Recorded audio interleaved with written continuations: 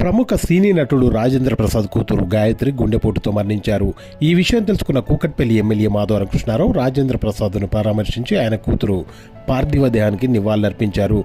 అలాగే పలువురు సినీ ప్రముఖులు, రాజకీయ నాయకులు కూడా ఆయన కూతురు పార్థివ దేహానికి నివాళులర్పిస్తున్నారు.